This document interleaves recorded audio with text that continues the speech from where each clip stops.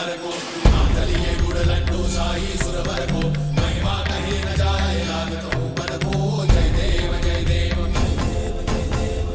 Public news 24 की तरफ से मैं आलोक शुक्ला।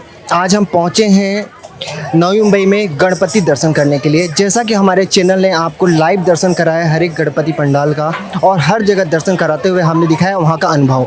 आज हम पहुंचे हैं दर्शन करने के लिए। आज यहाँ पर जो ट्रस्टी हैं बीजेपी कार्यकर्ताओं द्वारा यहाँ पंडाल का शुभारंभ किया गया है और विगत कई वर्षों से ये कार्यक्रम चलते आ रहा है। आज हम जानेंगे आखिर इसके पीछे का क्या है रहस्य और आने वाले समय पर इनका और क्या कार्यक्रम है इस पंडाल के थ्रू। तो सबसे पहले से द पब्लिक न्यूज़ 24 की तरफ से गणेश जी के हार्दिक शुभकामनाएं। लाल बाग का राजा में हमने दर्शन कराया और हर एक पंडाल पर हम जा रहे हैं। तो मैं सबसे पहले तो जानना चाहूँगा इसका जो कब से स्थापना किया गया है और आपका उद्देश्य क्या रहा है इसका स्थापना करने। ये 2005 में हम लोगों ने यहाँ पे स्थापित किया था और उद्देश्य तो यही था कि भगवान हम लोगों के सबको काम करने के लिए आगे क्षमता ऐसी दें कि हम लोग इनकी सेवा कर सकें और भाजपा का भी नाम हमारा साथ में होता चला जाए। भाजपा मंडल की तरफ से भाजपा पुरस्कृत के नाम से इस गणपति को चालू किया गया था। 3-4 साल तक तो बहुत ही मेहनत लगी। उसके बाद ये धीरे धीरे फिर बाद में सुनील लोहनराव जी जब अध्यक्ष बने तो उसके बाद तो प्रगति पे प्रगति होती चली गई और आज आप लोग देख ही रहे हैं कि यहाँ का क्या हाल है। तो सर जैसा कि सुनने में आता है कि हर एक मंडल बनती है तो चंदा लिया जाता है या पैसा डोनेशन आता है, तो मैं आपसे जानना चाहूँगा कि इसको स्थापना करने के लिए आगे कॉस्ट कहाँ से कर पाते हैं आप या किसी से डोनेशन मिलता है? नहीं, चंदा लेने के लिए हम लोग जाते नहीं हैं। जो 10 दिन तक यहाँ पे उत्सव चलता है उसमें जो दर्शनार्थी हैं जो भक्त हैं वो यहाँ पे आके खुद जो सामने से डोनेशन देते हैं और नगद रूप में भी रहता है वो हम स्वीकार करते हैं। यहाँ पे हमारा बाहर एक टेबल लगा रहता है, वहाँ पे कार्यकर्ता बैठते हैं। जो भी कोई खुशी से 10, 20, 50, 500, 1000 जो भी जितना भी खुशी से देना चाहे वो हम स्वीकार करते हैं।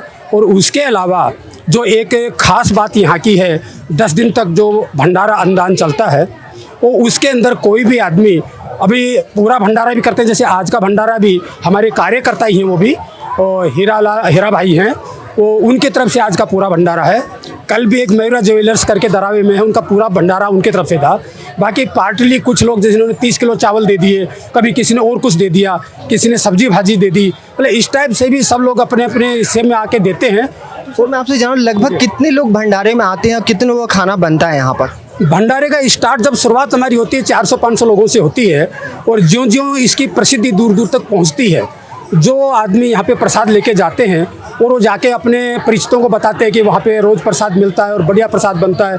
और प्रसाद जो बनता है उसके बाद में जब गणपति को भोग लगता है, भोग लगने के बाद में वो एक तरह से अमृत तुल्य बन जाता है। तो वो जाके लोग बताते हैं, उसके बाद में हर दिन संख्या बढ़ती जाती है। और कल मैं समझता हूँ 1200 से ऊपर संख्या कल की रही थी, यानी वो मैक्सिमम 1500-1600 तक भी पहुँच जाती है। सर विगत 2 साल का जो हमने बहुत ही एक बुरा काल देखा है, महामारी का काल देखा है, इस काल में आपने क्या कंटिन्यूस अपनी पंडाल रखा था और जो सेवा भाव था वो किस प्रकार किया गया ये मैं जानना चाहूँगा। कंटिन्यू क्या था कि देखिए, एक तो सरकार के बहुत कड़े नियम थे, कोरोना की गाइडलाइंस थी कि हम बहुत भीड़ इकट्ठी नहीं कर सकते, कहीं कुछ नहीं कर सकते। तो हम लोग भी थोड़े असमंजस में थे कि कैसे किया जाए। और फिर तो हम लोगों ने क्या किया कि 2 छोटा सा पंडाल बनाया और सरकार के नियम के मुताबिक, जैसे उन्होंने बोली थी कि 2 फुट की मूर्ति, तो 2 फुट की मूर्ति हम लोग लाते थे और 1.5 दिन का हम लोगों ने गणपति रखा था। पूजा पाठ सारा कुछ वैसा ही व्यवस्थित था, खाली उसका श्रिंक छोटा कर दिया था। तो और भंडारा भी इस तरह में ओपन में नहीं कर सकते थे, तो हम लोगों ने कुछ पैकेट बनवाए थे, 100-200 पैकेट शाम को बना के ऐसे डिस्ट्रीब्यूट कर देते थे ज़रूरत के लोगों को। तो हमने खंडित नहीं होने दिया इसको। जो हमारी गणपति की पूजा का है वो खंडित नहीं हुई और वो निरंतर चलती रही। और उस टाइम पे हम लोगों ने यहाँ पे 2 दिन का रहता था तो हमने सैनिटाइज़र भी बांटे, लोगों को जागरूकता भी दिखाई। और एक विशेष बात हमारे पंडाल की क्या है कि इसमें हम लोग हमेशा सरकार की उपलब्धियों के बारे में भी बताते हैं कि एक छोटा सा थीम बेस रहता है हमारा। इस बार हम लोगों ने दिखाया है कि इसमें देखिए आपको क्या क्या हम लोगों ने अचीवमेंट किया है कि एक इसमें देखना चाहूँगा सर इस बार का जो थीम आपने रखा हुआ है, जैसे हमने भारत ने कोरोना की वैक्सीन बनाई, पूरे दुनिया में कोरोना वैक्सीन का जितना हमारा ये रहा फैलाव रहा, हमने दूसरे देशों को भी बांटा। भारत में भी हमने कम से कम अभी 200 करोड़ वैक्सीन लोगों को लग चुकी हैं। और सबसे बड़ी बात तो क्या, इतने बड़े कंट्री में निःशुल्क वैक्सीन लगाई गई। बाकी आपने अमेरिका वगैरह में कहीं फ्री वैक्सीन नहीं दी गई। मैं आपसे जब वैक्सीन की बात की है तो एक जो उड़ती हुई खबर आती है कि वैक्सीन का मजाक भी बहुत उड़ाया गया, तो उसके बारे में आप क्या बोलना चाहेंगे? आपने एक चीज़ देखी होगी कि वैक्सीन का मजाक शुरुआत में दिखाया, उन लोगों ने राजनीतिक उसको बना दिया था, लेकिन बाद में जिन लोग मजाक बना रहे थे ना, वही लाइन में लग के वैक्सीन लगवा रहे थे। तो ये जो आपने देखा होगा। फिर आपने देखा भी आपके द्रौपदी मुर्मू जी जो एकदम दलित समाज से आती हैं, भारतीय जनता पार्टी ने उनको भी राष्ट्रपति, मतलब सबसे नीचे वाली जो दलित समाज की महिला को भारत के सबसे उच्च उस संस्थान में बिठा दिया है। अभी राष्ट्रपति हैं आज ये महिला, एक तो महिला हैं और दलित समाज से हैं, तो ये हमारे उसमें किया। तो ये सारा हमने दिखाने की कोशिश की। जो आर्थिक रूप से कमजोर लोगों के लिए 1 करोड़ का घर बना हुआ है, 1 करोड़ किफ़ायती आवास एक तो प्रधानमंत्री आवास योजना के तहत बनते हैं, और दूसरी बात आपने देखी होगी कि जो हम लोग एक अनुदान दिया जाता है लगभग 3 लाख के करीब है, वो सभी लोगों को मिलता है। वो जो पहला इससे बहुत सवाल उठते हैं कि जब बनते हैं तो बिल्डिंग किसी और को अलॉटेट होते हैं, गरीब परिवार को नहीं मिलता है, इसके लिए आप क्या बोलेंगे? नहीं, अभी तो बहुत उसमें पारदर्शिता है। अभी ये क्या है कि छोटे मोटे लूप होल्स तो सब जगह रहते हैं।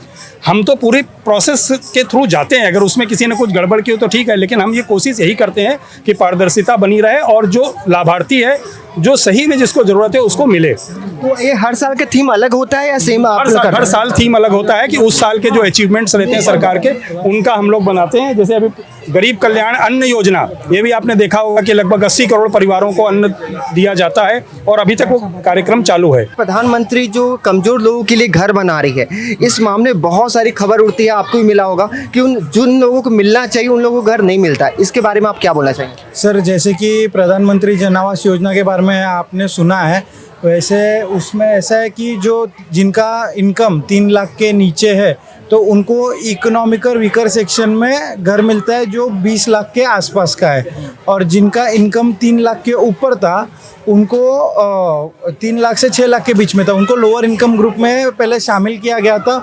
उनको जो घर मिलते थे वो 28 से 30 लाख के बीच में थे।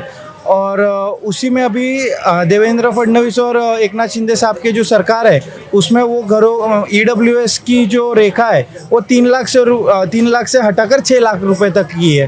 मतलब जिनके घर में 6 लाख रुपए तक की सालाना इनकम है उनको एक 20 to 22 लाख के बीच में उनको एक 1 BHK का मकान, पक्का मकान सरकार की तरफ से उपलब्ध किया जा रहा है। अच्छा, ये शहरी नहीं बन रहे हैं सर? सर, अपना नवी मुंबई में ही देखा जाए तो कम से कम 15 से 20 हज़ार मकान अभी तक अलॉट हो चुके हैं, और इतने ही मकान और अभी मार्च 2023 तक अलॉटमेंट देने वाले हैं, और उसके बाद अगले साल मार्च में भी कुछ प्रमाण पे घरों का अलॉटमेंट होगा। सर, आप किस प्रकार बोल सकते हैं कि इसमें धांधली नहीं हो सकती है? जैसे होते रहा है, आपकी क्या श्योरिटी इसमें रहेगी कि गरीब परिवार को ये घर मिलेगा? सर, कैसा है कि अभी हमने देखा कि ये इनका जो ये है 3 से 6 लाख रुपए इनका जो इनकम ग्रुप है उन्हीं को EWS के मकान मिलने वाले हैं। उसमें उन लोग आपका पैन कार्ड, आपका सब डिटेल्स वेरीफाई करते हैं। आप डिटेल वेरीफाई करने के बाद ही घर अलॉकेट होने के बाद आपको लॉटरी के मार्फत सिडको घर देती है।